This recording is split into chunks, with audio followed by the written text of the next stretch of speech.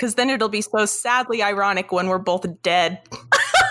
And our loved ones only have these recordings to reflect back on. They're going to play these at our funeral. Yeah. They're going to be laughing really hard right now, but also crying at how sad it is, but also just like, that's our Amy.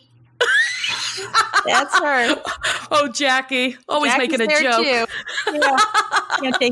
Can't be serious for 5 minutes. Well, we're not dead yet. So, and we still got an entire season 3. Someday. Not yet. Speaking of which, this is a great episode to be starting off with that little reminder that eventually we will all die, because this episode very much centers around death and people dying. Very much so. Specifically, one person dying. Well, definitely dying, and then another person contemplating death and being afeared of it. That's right. Trauma. Trauma? Oh, chock full of trauma. This episode is. I tell you what. I tell you what. Am I saying half Yoda, half fucking Hank Hill? All right. I'm so excited to be kicking off the 3rd season. I can't believe this. 3rd season, and we still haven't even been doing this for a full year yet. It feels like an eternity. It does. It only occurred to me, fairly recently, we haven't even been doing this for a year. And I can't remember a time before this. What did we even do with our days? It's sad to think about. I know. Time wasted. 31 years of waste. No, I'm excited to kick off season 3 too. And there's a couple of other things that I'm excited about. So we're making moves, y'all. Very small moves, but very exciting ones. So we got the new mics. We are uploading more audio to our Patreon. So we have some extra tangent-filled audio that we put out. We're going to be putting out very soon, if not already, the season 2 recap on our Patreon. We might have some new merch at the end of the month. I feel maybe I'm jinxing us with that, but I don't think I am. I'm just so excited. I know. I'm very excited too. I can't wait. Anyway, specifically because I want it for me. I want that merch. I want it too. I can't wait until it's mine. So we got that going on. I've just had a lot of a lot of ideas and creativity coming to me. So it feels good. I feel like we're starting for the first time again. I completely agree. It's finishing one season and starting a new one, that's a transition period, and transition periods come with, of course, change, but a lot of inspiration and rebirth and reinvention. Yeah. And what else are we going to do while we're in quarantine? I'm ready to be rebirthed. Push me out and allow me to create. Yeah.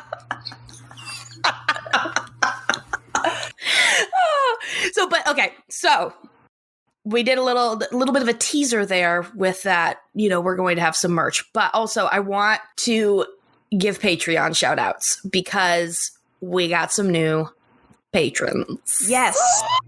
We're so excited to have you. Yay. Yes.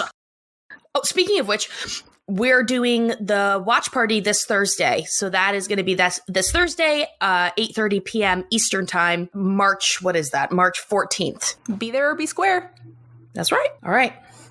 Let's give a shout out to our new patrons. New patrons. Starting with Shauna F. We got Jax Attacks. And we got App 7 IL. April! Probably. No, definitely. Most certainly. Yes, we know April. Yay! Thank you, everyone, for joining us. This is so awesome. We're so fucking excited! Yes! Oh, and again, it's because of your support that we can have this new and improved mic setup. At least I hope to God it's improved. I hope so, too. It feels good on my face. Yeah, she won't stop rubbing her face on it. It's soothing. It is nice. It's like rubbing pantyhose on your face. It smells good. It smells like being in a shoe store, which used to bore me, but now I crave it. I kill to be in a shoe store. I would kill to put on those tiny pantyhose socks. I just keep talking about pantyhose. Maybe I'm discovering a new fetish. Hey, whatever the patrons want. We'll be your. Sure. I was going to say we'll be your tiny dancers, but that's a mix of Elton John and Tina Turner. We'll be your tiny dancers, dancers for money. We'll do what you want us to do. Anything. I was trying to think of things to throw up on the Patreon, and I thought, what if I did an entire workout class? But it was all Kegels. What tier, what amount of money are we putting on that one? I almost feel bad charging people for it, but... No, absolutely not. That's a high tier right there. That is up there. That is not a $5 tier. I imagine it's really just close on your face. and you're just moving up and down slightly. A little bead of sweat falls down from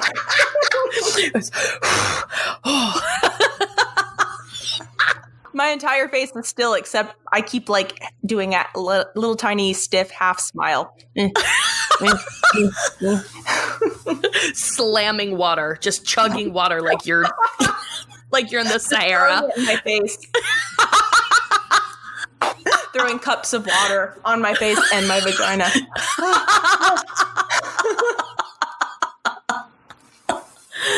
Okay, so we got a new tier. I can't wait to put that up. All right, let's see here. Oops, nope. See, I'm using two computers, so I keep using the wrong mouse. What a nerd. I'm using two computers. Sorry, guys. I have too many mouses. I got two mouths of monitors and all I where used I'm the wrong looking. mouse.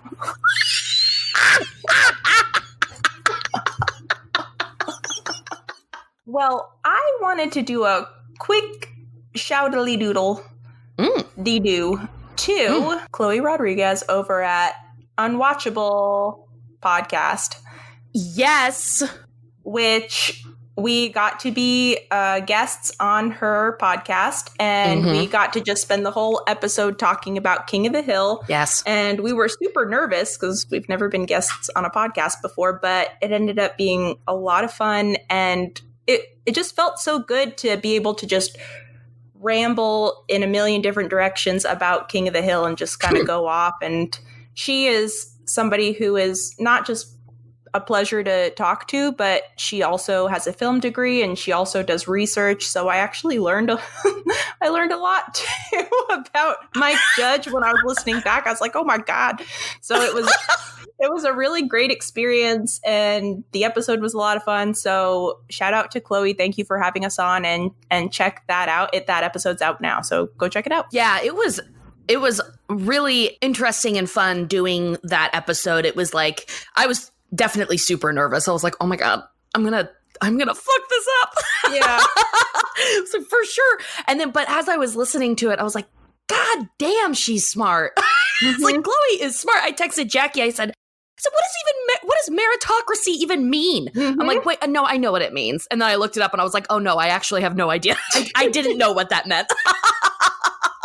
I know. Meanwhile, cut to us and we're just like, dolphins are fucking disgusting. I know. We couldn't help ourselves. I don't even know how we started talking about that. She was mentioning Return to La Grunta, the episode where Hank is assaulted by the dolphin. And Doy, come on, we can't help ourselves. Eyes lit up the second we were just like, yes. Continue. I know this episode. Let's talk about it, huh? It was all I could do not to be like, you know that dolphins shoot ropes, right? Shoot, I was thinking it the whole time. I can't believe neither of us did it. We really held back, honestly. I mean, we did our best, yeah. We held back, okay? Yeah. Didn't talk about poop once.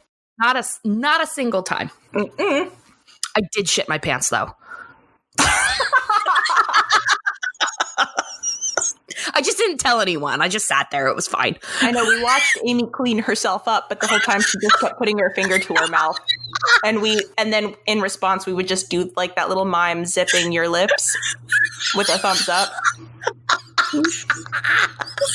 And great news, we recorded that on video, so I'm going to put that up on the Patreon for everyone to see. Yay! Just kidding. We did it. Oh, for all our scat fans. That's going to be a new tier. Yeah. God. See? We can only be good for so long. Just too excited about season 3. Yes, definitely. And also excited about that episode that came out from Unwatchable with Chloe Rodriguez. So please go check it out. It's on iTunes, and she's brilliant. Mm-hmm. She's a very soothing voice, too. Yeah, for sure. Unlike our screeches. All right. We are only 2 reviews away from 200 on iTunes. So if you would be so kind, it would mean everything to me. Everything. We also got a couple new voicemails, which I'm so excited to figure out what kind of weird video I could set to those. So nice. Keep calling. Funk 30 firm. FURM. That's Funk 30 FURM. Easy. Got it. Yeah. Because I can't remember the numbers. So, you ready? I'm ready. I'm so excited. Not only am I excited to start season 3 to kick it off, but we have been dangling in limbo because our last episode was a cliffhanger. So it's just, I'm so excited to get back into it. Wrap it up. I'm excited because as I was rewatching this episode that I've seen a million times, I was cracking up. There were so many LOL moments, laughing out loud. Yeah. And I was like, I just wrote so many things down, so it's gonna buckle up. All right. I know. I had that thought too. I was like, they are really kicking off season 3 with a bang. And I imagine I was trying to put myself in that position where you waited all summer. It's been months. And the new episode of the new season is about to start. And it just has everyone in it. And it's all funny lines. Everyone is just being their most exact, hilarious characters of themselves. Mm-hmm. You could feel that it's a season premiere episode. Yeah. And it's full of drama. Like, ooh. I mean, just like an internal drama, trauma. So drama. That's what it's called in the DSM-5. Yeah. Season 3, episode 1, propane boom. Number 2, death of a propane salesman.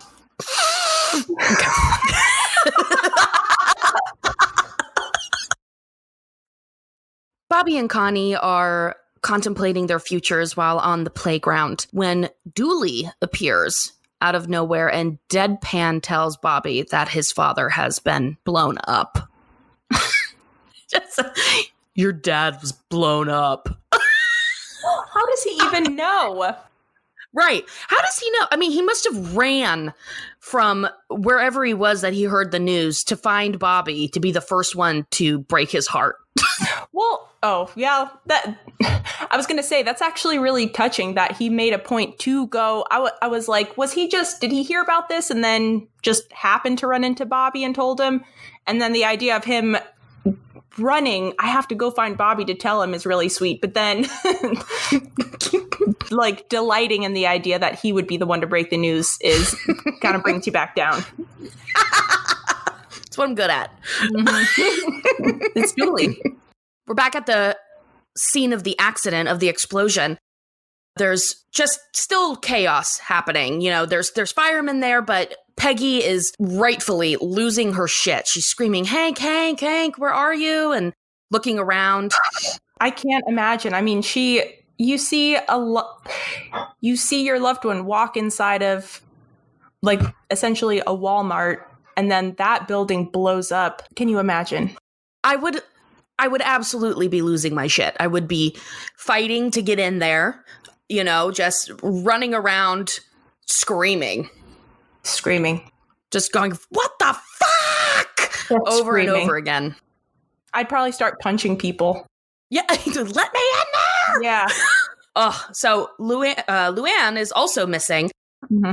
But a fireman emerges from the smoke and flames, escorting Hank and Luann to safety. Peggy is overcome with relief as they are, you know, hugging and embracing each other.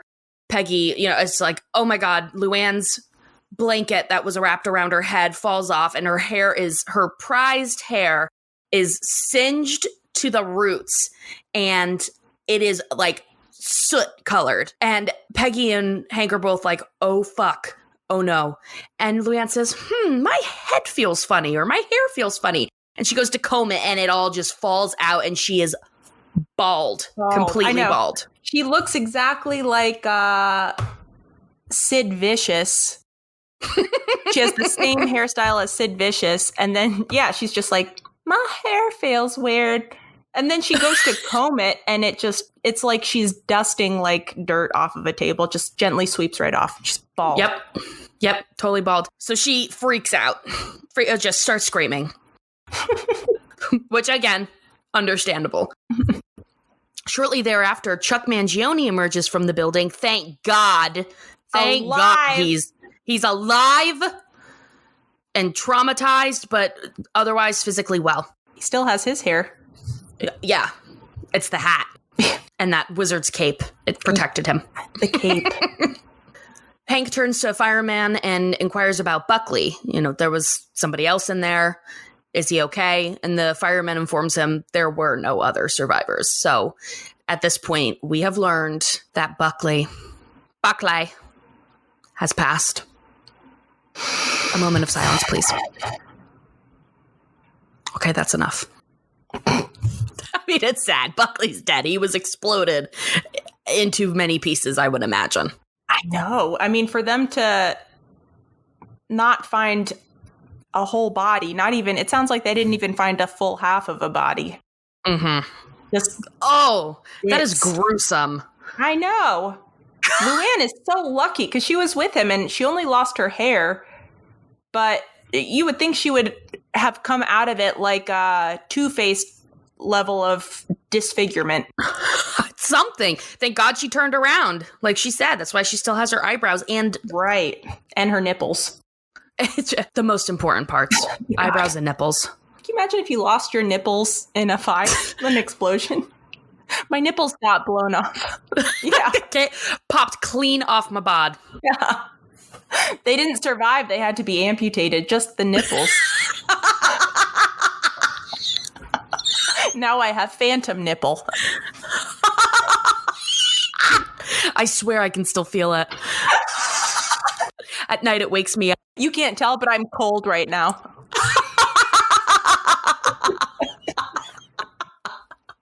Later that day, Hank comes out of the hospital room. They have all gone to the emergency room to get checked out, make sure that everything is still, for the most part, attached, nipples included. And, there's no dings or dents, as Hank says. And Bobby is so relieved to see Hank come out unscathed. He's giving him a big hug, and Hank is being very dismissive and avoidant because well, dismissive and avoidant of what happened, not Bobby. He's just really minimizing the entire thing.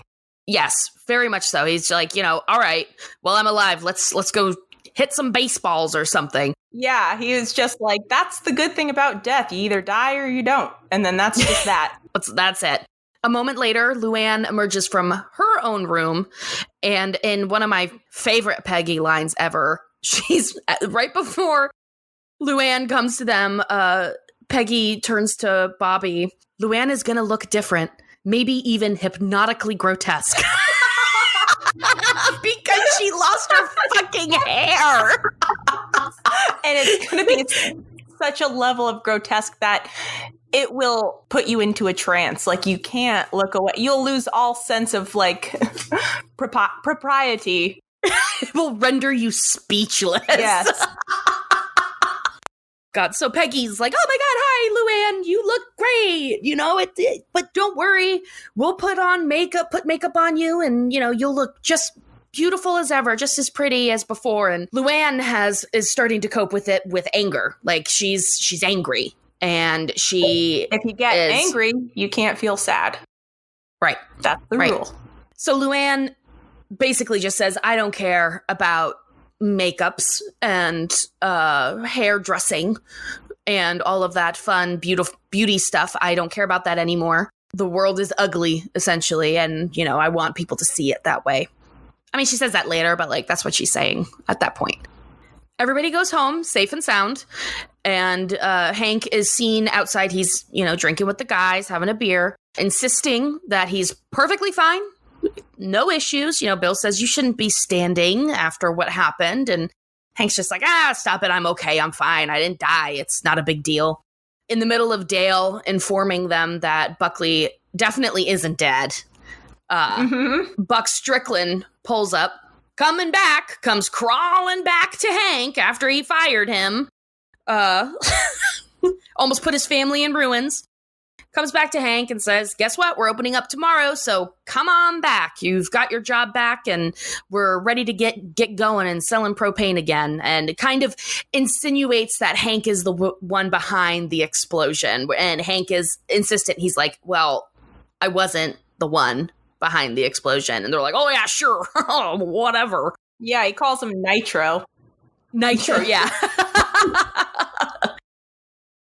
Hank kind of gives an excuse to Buck about saying, well, I didn't give Megalomart my 2 weeks notice, so I don't know if I can come in that soon. And that's when Buck says, oh, I think you gave him your notice, Nitro. Yeah. I like that scene, too, when he's talking to the guys in the alley, and Bill is like, are you sure you're okay to be out here? And Hank is insistent. He's like, I'm fine. It's no big deal. Buildings explode. That's what they do. And then by the end of the scene, it shows him pouring his beer into a pint glass. And everyone is just that's like a huge red flag. Everyone's very concerned. Yes. It was as if he, I don't know, just started butt chugging it or something. I know. Or if he poured himself a glass of wine instead. That would have been like, even I would have been like, Hank. Yeah. Like, whoa. Like a rosé, too. With a frozen strawberry in it. A frosé, if you will. He's like, I'm fine. And then he just pulls out a strawberry daiquiri. All delicious drinks, but Hank? Mm-mm. If his drink has any color to it other than piss yellow, he ain't drinking it. Mm-hmm. The next morning, they're all in the kitchen. The phone rings and Peggy answers it, and it is Buck Strickland. Hank, in a very unlike Hank way, tells Peggy, I'm busy, take a message. Buck Strickland, he would drop everything to answer a phone call from him. So this is kind of shocking to Peggy. She's even more shocked when she finds out that Strickland actually offered Hank his job back yesterday, and he never told her about it. So he basically refuses to go into work. He's like, I'm busy. I'm decrumbing the toaster over here. So I've got my hands full. Simply cannot leave. Peggy then goes to check in on Luann, and she tries to cheer her up with her manger babies. And Luann is just like, puppets are for babies, and in the real life, penguins die a cold, terrible death. Which I guess she's probably right. She's really exploring this new side of being like a teensy bit more socially aware and exploring what it feels like to be outraged. And she's sharing her photography with Peggy, and it's just pictures of hungry children on CNN. Yeah, I love that. It's such a childish thing to do. Yeah. It's like something an 8-year-old would do. I love it. But this is all new to Luann. These feelings are very new to her. Exactly. Luann is, she's basically trying to have a part in activism, and she's going into some interesting places. She's with this anger, and I don't think bitterness is the right word. I don't think it's right. Maybe it's probably a part of the denial stage where, well, no, maybe not denial, but she has a lot of emotions. She is not ready to deal with her grief. And sadness and grief is so intense. It's so much easier if you could channel it into outrage. And I almost feel like by taking on this role, it helps distract her from her pain, but it also justifies her hairstyle now. Because she's grieving over that. She's grieving 2 losses. For sure. And you're right. Like, sadness and grief are like physically painful. They physically hurt. And they're unbearable. They're unbearable. It feels, you can feel it in your body, in your heart, in your stomach. And also, feeling unattractive on top of it. Like, she's like, part of her identity is her hair. And she's lost that now too. And maybe even a little bit of guilt because she had just broken up with Buckley right before he died. So in order to not really feel that guilt, she's like, whatever, I broke up with him and right beforehand. So he wasn't my boyfriend. I didn't, I don't really care. Yeah. You think it's sad that Buckley died? Well, it's also sad that children are starving somewhere, probably. Right. Just like deflect. Mm-hmm. All throughout, like, this episode, Dale is trying to prove that Buckley is still alive. Well, not maybe throughout this episode, but right up until the funeral, which is so good. Oh my God. So Dale's over at the explosion, at the site of the explosion, and he's, kind of badgering a worker, and he's just like, oh yeah, well, that they, like, all megalomarts employees have a $5,000 life insurance plan. Like, somebody's gonna blow up a megalomart for a $5,000 life insurance. Like, that's what Buckley was gonna do. He didn't die, or I can't really understand what he's trying to do. I think he's trying to assume that either Buckley is, like, trying to get the money, or they, like, the government is trying to get this money, like this life insurance policy. The worker says to him, like, there's no cover up. It's pretty straightforward. And he's like, yeah, that's what they want you to think. And he goes, sir, we are they. Yeah. Runs away. I know, he makes it sound like Buckley was involved in some kind of higher up conspiracy, because it does. Yeah, he was saying, like, all that was left of Buckley was his name tag, and it's just like, well, that's all he wanted you to find of him. But right. But that also that's what they want you to think. Well, now Buckley's involved in, like, this scheme to get a $5,000 life insurance that he's gonna have to split with the government, I guess. Yeah. With investigators. Yeah. We'll come out rich. One last job, I swear. I guess it couldn't hurt to see what $5,000 was in 1998, but here, I'm looking it up now. Even if it was $10,000, even if it was twice the amount. Oh my God, it was $500,000. In today's money, $5,000 in 1998 in today's money would be $8,003.79. I mean, that's nothing. No, I know, but it's definitely more than I thought it was going to be. I thought it was going to be like 5,500. 1998 was a long time ago, and the economy has done the most beautiful swan dive since then. So, So many times. so many times. At dinner time, Hank is unable to approach his backyard grill. He's haunted by the explosion at Megalomart and is now understandably terrified of propane. Yeah. And I will say, though, have you ever tried to light a propane grill when you have to press that fucking button and you can hear it like going... No, I will never. It's terrifying. It is terrifying. I am convinced every time that it's going to explode. I'm scared to even light a gas fireplace. I've never done it, and I won't. I won't do it. Unless I have one of those really long lighters. But it has to be like 3 feet long.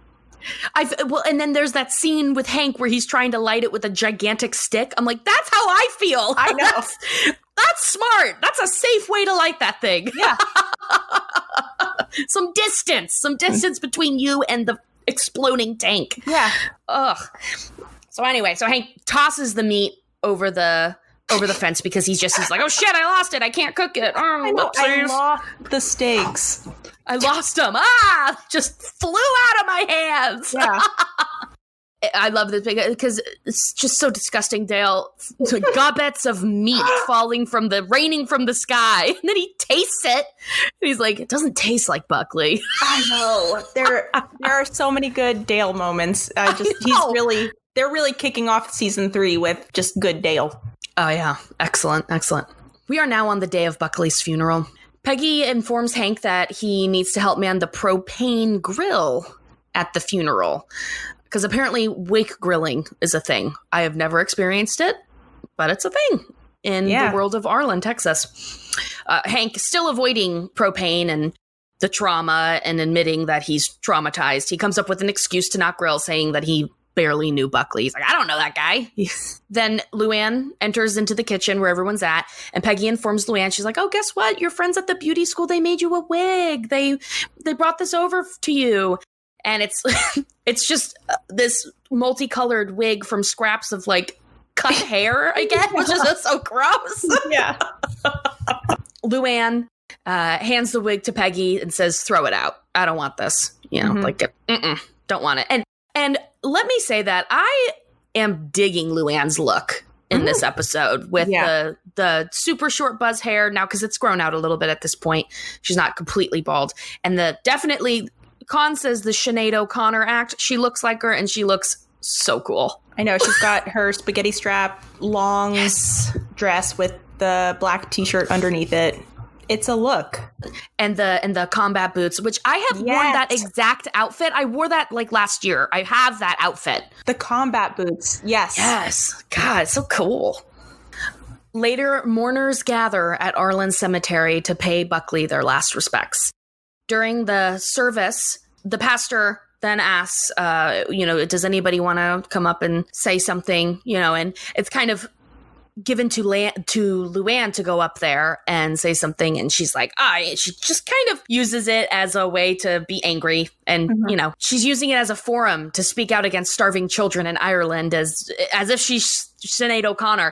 But when she goes to show the picture of the starving Irish child, it's just a picture. It's a full-size poster of Bobby in his underwear reaching for some fries.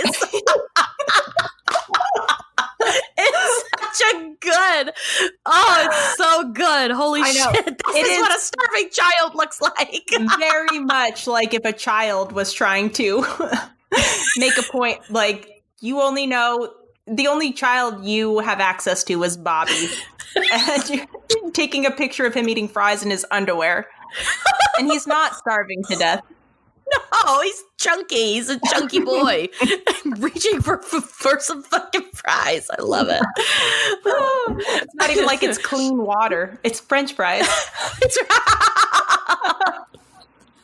Luann sits down, and the minister is just like, okay, does anybody else want to say something about Buckley?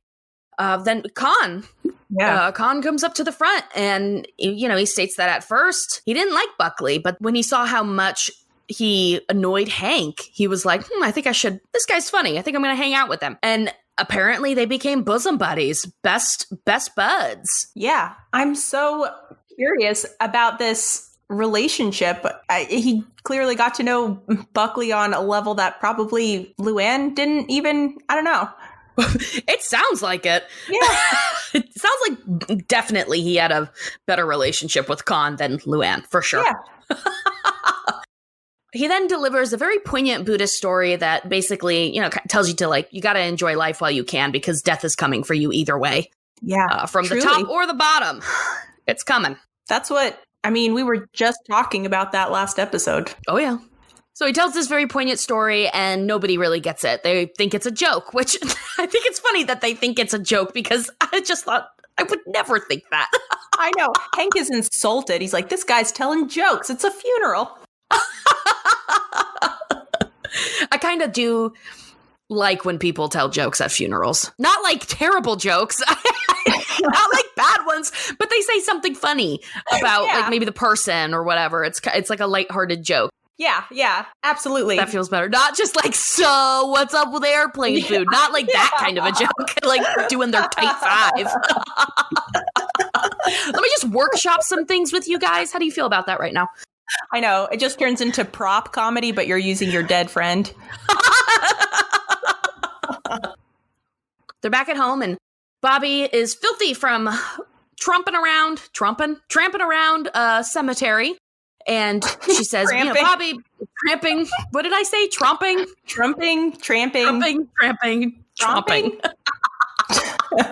Bobby has gotten filthy, disgusting, dirty being in a cemetery.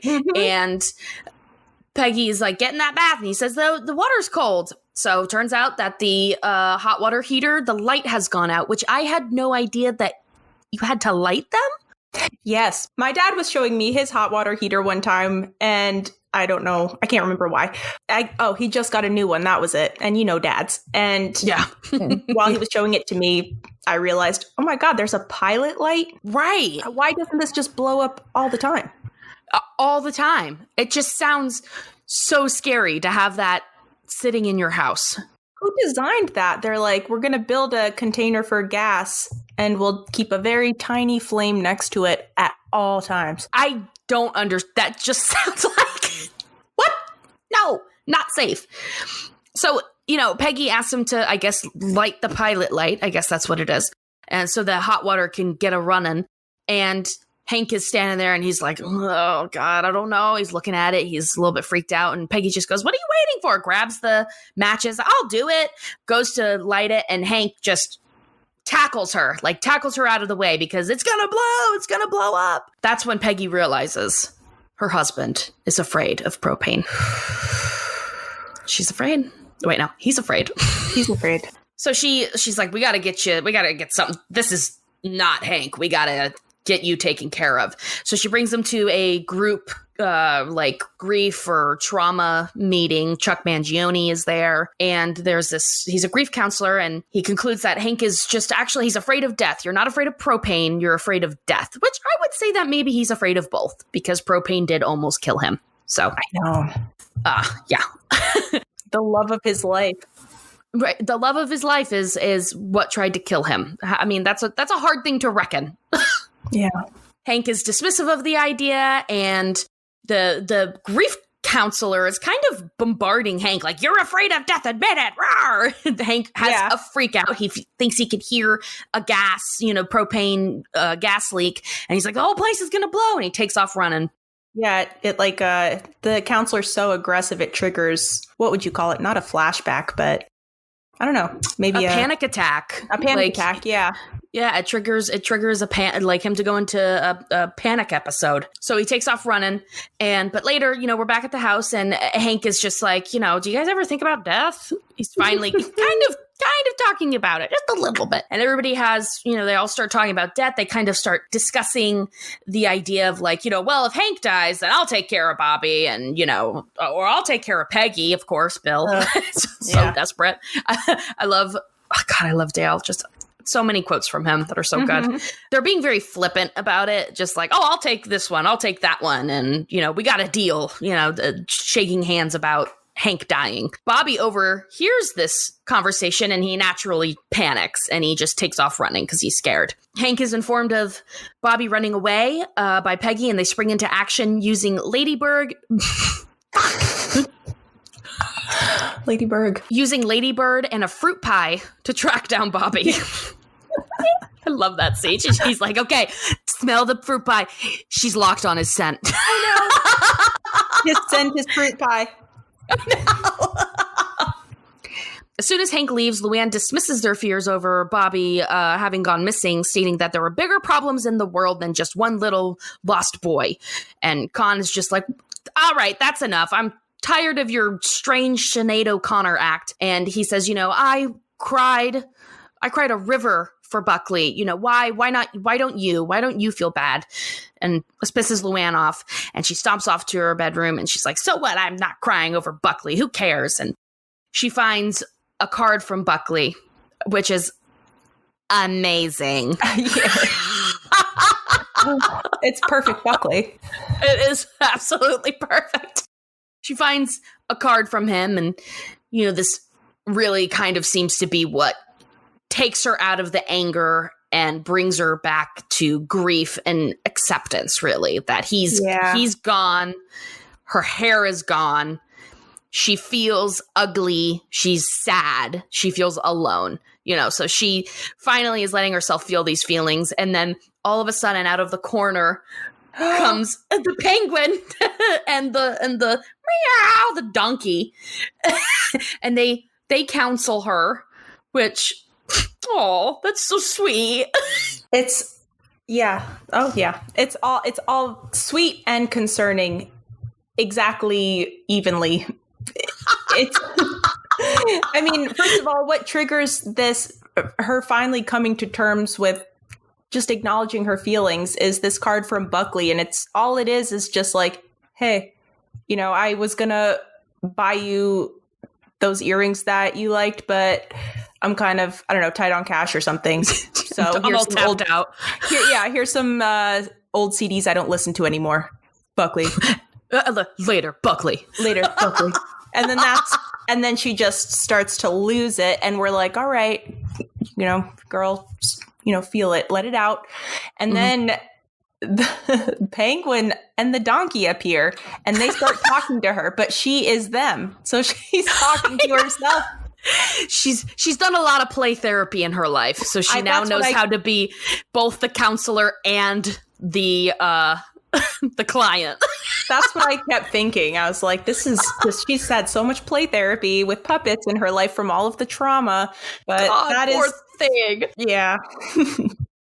So, Luann, she finally has her moment of understanding and, recognizing what she's going through and starting to try and heal from it. Yeah. Hank then finds Bobby. He's sitting in the rocket ship thing. He's sitting on top of that. It's at the top, kind of hiding. At the playground, right? Yeah, at the playground where we saw them in the very beginning of the episode, where we saw him and Connie. Bobby tells Hank that he ran away because he was freaked out about hearing Hank and the others so easily talk about Hank's death and what was going to happen to Bobby and Peggy because of it. Hank, of course, he feels bad that Bobby overheard that, and he says, you should not be concerned about me dying at such a young age, although he did almost die. So Bobby kind of has a valid reason to be concerned. But anyway, but rightfully so, he still says to Bobby, you shouldn't feel scared, that me dying should be on the last of your list. You can't be so afraid of death. You gotta relax and enjoy life. And suddenly Hank hears his own words, and he finally understands the meaning of Con's story with the tigers and the man running away from them in the strawberry. So he kind of tries to impart this wisdom onto Bobby, but doing it in his best Hank way by making it about a football team and Roger Staubach. Yeah. And strawberry Gatorade. Yeah. And kind of tells Bobby this, this inspirational story. Or not inspirational, but this story that's supposed to get it through to him that, whatever, that's not that big of a deal. You got to enjoy life. And Bobby doesn't understand it, and he thinks it's a joke. Yeah. And then we see them, Bobby's trying to tell this joke in the best kid way possible. Like, just like, wait a second, did I already say this part? Okay, well, that's the punchline, so hold on. Don't laugh I love yet. that part. Hank tells this like kind of ripped off story. This story he ripped off from Con about the tiger, but then he makes it about football and Gatorade. And then he gets to the end and Bobby's just like, that was good, Dad. You told it well. Here's another joke. And then he just kind of like just gives the punchline first and goes out of order. And he's like, well, there's this one part, but I don't need to talk about that. And I just love it. It's such a little kid moment. Oh, I know, it's so sweet. And I love, you see Hank put his arm around Bobby and they kind of just like look out into the sunset. But then during the end credits, Hank is back at Strickland. He's clearly he's overcome his fear of propane and he's doing okay. And everybody's just like, thanks for blowing up Megalomart. And he's just like, I didn't blow it up. I know. And they're making fun of him for being so scared. I know. Like, oh, look, my arm got blown off, Hank. I know. It's so insensitive. It's hilarious. I know. And then that's the episode. Yay! Jesus. Okay, that was so long. Well done. There was a lot in that episode, and you tackled it perfectly. Ugh, I'm exhausted. All right, let's just... Jackie, favorite quotes, moments? I mean, there's so many. Yes, there are so many moments. Let's see. We touched on several, but one of the first things that we haven't mentioned yet was when Bobby and Peggy are at the hospital and they're waiting for Hank to come out. And there's a chalkboard behind them and Bobby ends up eating a piece of chalk and Peggy's not even looking at him, but she just does that mom thing where she puts her hand out and she's like, that's not a mint. And he has to like spit it out into her hand. That mom sense. Mm-hmm. You just know something's going wrong. Yeah. Put that out of your mouth. I don't know what's in your mouth, but take it out. And a quote from Luann after the explosion, just, I learned something from that explosion. Beauty doesn't last forever. It can be blown off your head. I wrote that one down too. I love it. There's so many good lines in this episode. So many. I know. I already mentioned it, but God, I love that line from Hank of, I'm fine, it's no big deal. Buildings explode. That's what they do. That's what they do. That's what they do. That's what they're made for. The part at Buckley's funeral where Dale is still convinced that this is a conspiracy and Buckley's not dead, and he finally lifts open the casket and looks inside and he turns like a cream light green color and vomits on Buckley's remains in the casket. That part made me laugh so hard today when I was watching it. I just cracked the fuck up. That's what you get, Dale. And poor Buckley, God knows what could possibly be left of him in there. All I'm imagining are some guts and the Megalomart vest. Yeah, maybe his name tag. That's it. That's it. How could there be anything in there? They just would have to lay out like, here's like a little bit of bone and an eyeball, and I'm just laying it out as delicately as I can. Just cremate that at that point, or put it in a little tiny shoebox or something. Throw it into the ocean. Whatever. Yes. Caskets are fucking expensive. You're going to spend that much money on a name tag and a tattered, bloodied vest and one shin bone? Come on. Yeah. And a bunch of vomit. And now Dale's vomit will be underneath the ground for all of eternity. Mingled with Buckley. Who would have ever thought? Can you imagine? You're going to spend, your remains will spend eternity with somebody else's vomit. Just that's your end. That's the end of your story. It's pretty metal.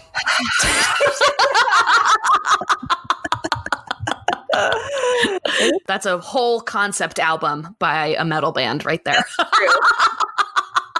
They just spend months in a basement doing LSD and then they come out with this album and it's just all about that. Each song. It's a funeral doom band, and each song is 30 minutes long. Yep.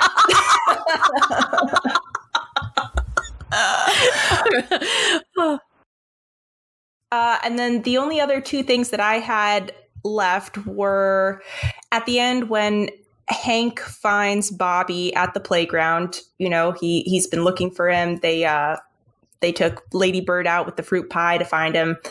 And Hank was just like, yeah, you know, we put Lady Bird on your scent, but like ultimately Mr. Krinsky called and said he saw you over here. And then Bobby was just like, oh, he was probably looking for his mom. And then it cuts to a sandbox that's nearby. And there's just an old lady just picking up sand and pouring it out of her hand into the sandbox. Like clearly just somebody in late stages of Alzheimer's. I know. That was my grandma. She would do shit like that and be like, Mama, what are you doing? Oh, God. Mama. Just, I know. Poor thing. She was so Alzheimer-y. I know. Just so deep into it. Once they get to those late stages, though, then I feel like you don't have to worry about them being upset about anything. Who knows, though?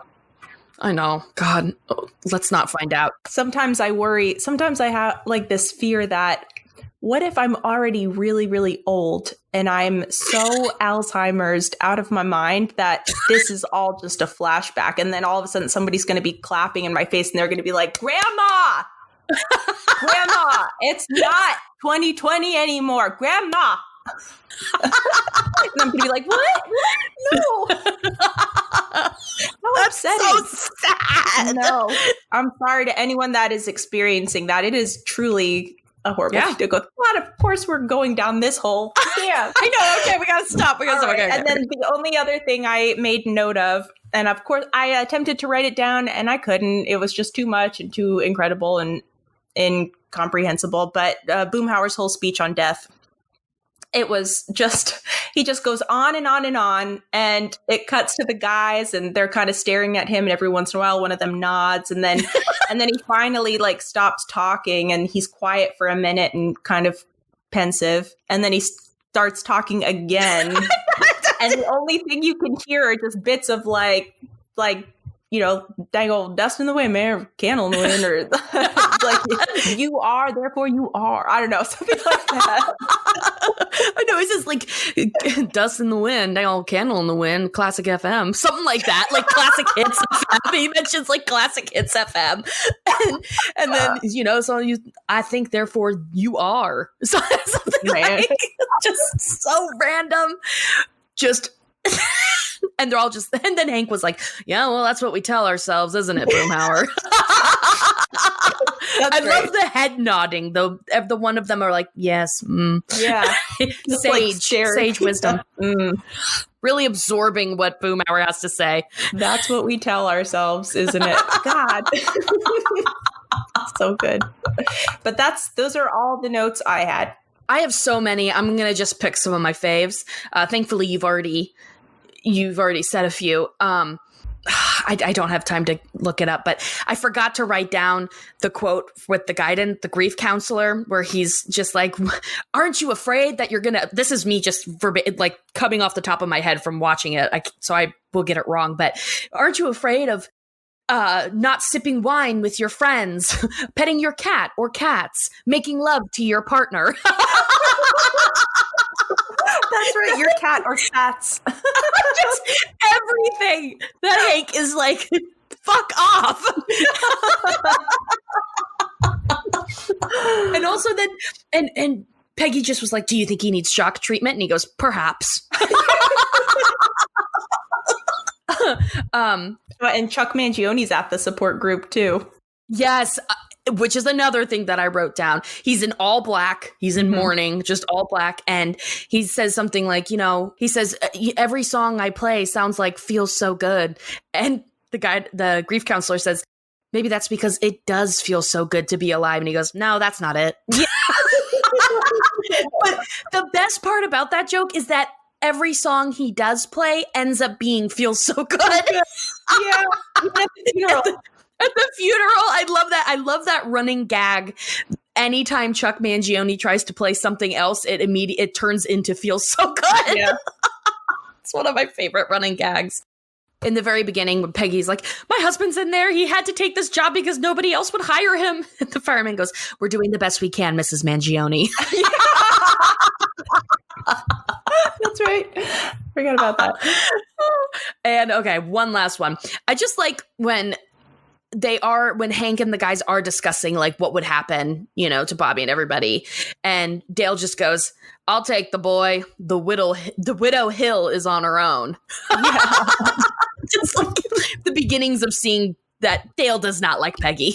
I know, but it is interesting that he would I would just assume that he would want no part of Peggy or Bobby. Right. Yeah. He's willing to raise Bobby. So yeah. He's used to raising other men's children though. Yep. And that's all I'm going to say. That's it. Saying nothing else. But with that said, let's get into listener comments. So, we don't have a listener comment song, but we did get a lovely voicemail from our good friend, Gracie No. Mm-hmm. And here it is. Hey, it's Gracie No here, and I just wanted to say this.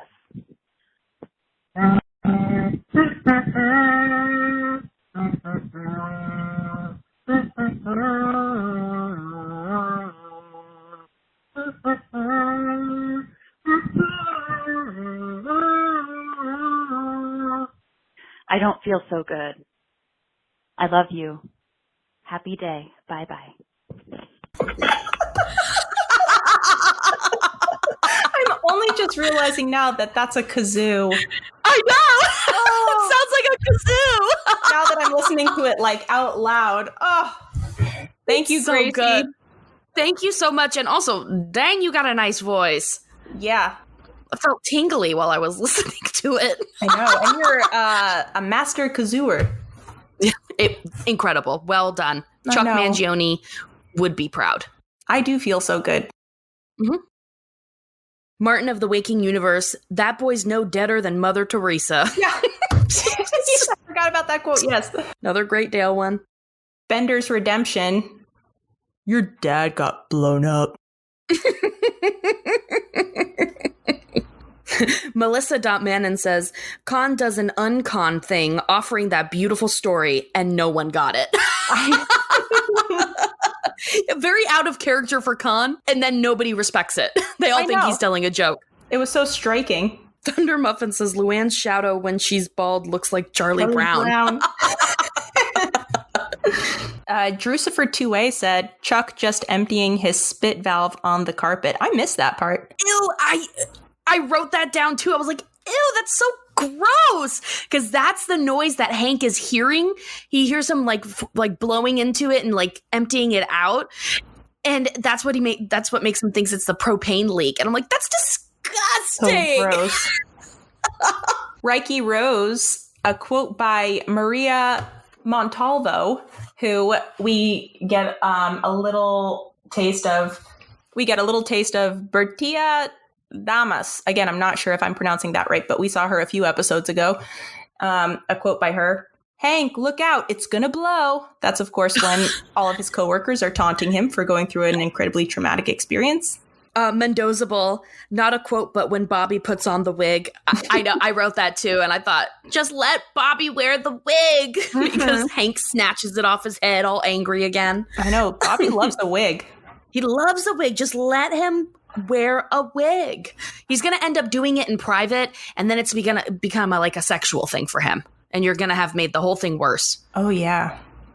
He's going to be that guy on the subway that touches women's hair when he's standing behind them. Oh, my God. That is terrifying. Yeah. They're out there. Of course. Crumb Dumpster. Dale tasting raw beef he finds on the ground. Doesn't taste like Buckley. So I'm about to go back to our last week listener comment where we had a bunch of comments on there that were in relation to this episode, not last week. So we're going to pull that one up too. Right. Responses from last week. KK Transponster. We're doing everything we can, Mrs. Mangione. Potted Dirt Podcast also says, that's the funny thing about death. You either die or you don't.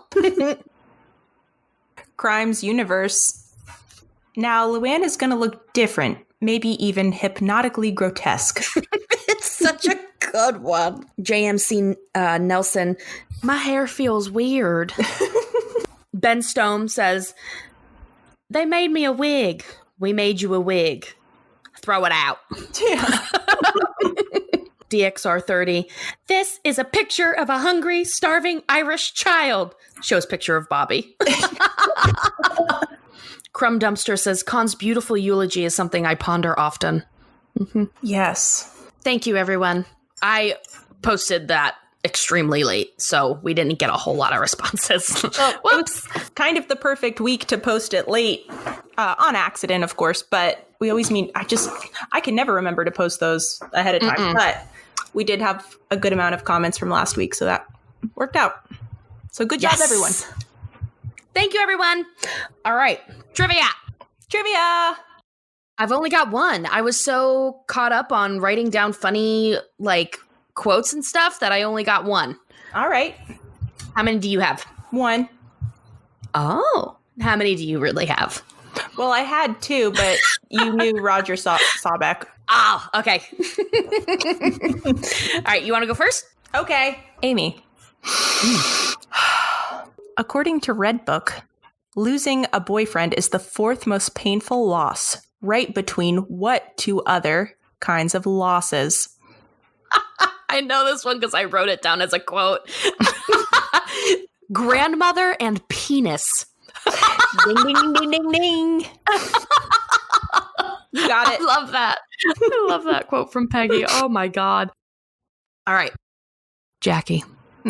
What two career paths does Connie have trouble deciding between? Becoming a professional violinist or fighting against the overuse of antibiotics.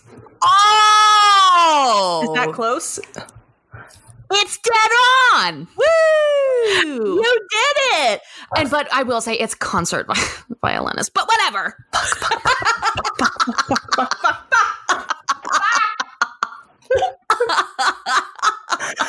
Damn, good job. I knew you were going to get that. I had a feeling. Thank you. I had faith in you this time. You managed to not let me down this time. So, good job. For once in your life, good job. Yes. All right. Any last thoughts? Well, I have one last question. Oh. Do you know what the next episode is? I do, and I could not be more excited about it because it is one of my all-time favorite episodes, and it is. And they call it Bobby Love. Heart-wrenching episode with some of the best voice acting ever from Pamela Alden. Oh my God. Yeah. And we have a extra special guest star. Yes, we do. Yes, we do indeed. Of course, our guest star from this episode was Chuck Mangione. Mm-hmm. And I guess Bertia Damas. Yes. Who, if you'll remember, had that amazing bio written about her. That maybe she wrote herself. She definitely wrote it herself, which I love. Stan. Yeah. I love it. I stan a confident queen. Writes her own IMDb bio. Mm-hmm. Yes, so the next one is and they call it Bobby Love. I'm so excited to talk about this one. It's excellent. Such a good episode. Can't wait. So everyone, check us out on Patreon, Ho Yeah Pod, Instagram, Ho Yeah Pod, Facebook, Ho Yeah Podcast. Gotta add that extra little part there. Mm-hmm. So, rate, review, and subscribe on iTunes for the algorithm. Yes. Check out Chloe's podcast, Unwatchable, and hear all of us just talk about how much we love King of the Hill. Mm-hmm. I'd like to know what you guys thought about it because it was our first guest episode. So I'm curious what y'all think. Yes. And leave us more voicemails. Always. Our phone number is in our Instagram bio. I don't have it memorized. I only have Funk30FURM. That's the only way I know it. So give us a call. You can do it. You can figure it out. I believe in you. Yeah. And until next time. 1, 2, 3. Via con Dios. Ooh, I'm right in your ear. I'm right in it. I'm inside. I'm touching your peas. She's popping her pea. I'm popping my peas. This is what she's going to say when she's doing the Kegel. Kegel video. I'm popping my pea.